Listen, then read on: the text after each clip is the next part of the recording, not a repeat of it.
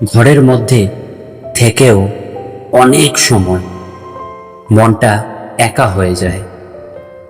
একই ছাদের নিচে, একই ঘরে, তবু কেউ কারো কাছে নেই।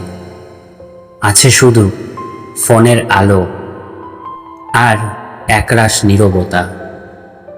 এক সময় যেখানে বিকেলের মানে ছিল মায়ের গল্প, বাবার মুখ গম্ভীর হলেও চোখে মমতা, ভাই বোনের খুনসুটি, তখন ফোন ছিল না, তবে মানুষরা কাছে ছিল।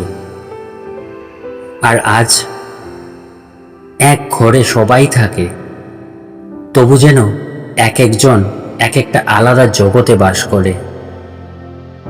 একজন সোফায় বসে স্ক্রল করছে ইনস্টাগ্রাম, আরেকজন ফেসবুকে হাসির ভিডিওতে ব্যস্ত। কেউ হয়তো ইউটিউবে হেডফোন দিয়ে ডুবে আছে একটা অচেনা জগতের মাঝে।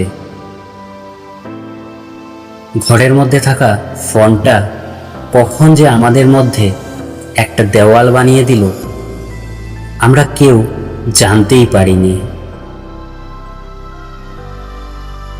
আজ মা পাশে বসে, তবু মায়ের কথার চেয়ে ফোনের নোটিফিকেশন বেশি গুরুত্ব পায়। বাবা হয়তো অফিস থেকে ক্লান্ত হয়ে ফিরেছেন, কিন্তু কেউ চোখ তুলে তাকায় না। ফোনের স্ক্রিনটা বাবার বাড়ি ফেরার থেকেও বেশি প্রয়োজনীয়। ভালোবাসা আছে, সম্পর্ক আছে, কিন্তু সময় নেই।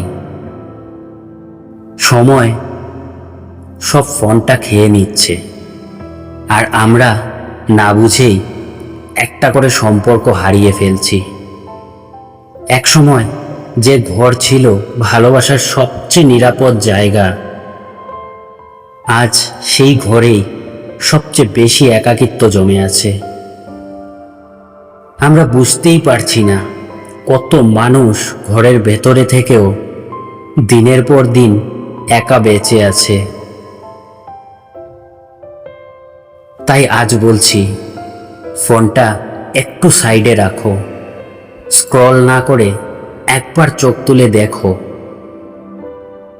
হয়তো কারো চুপ করে বসে থাকা মানে অনেক কিছু না বলা কথা।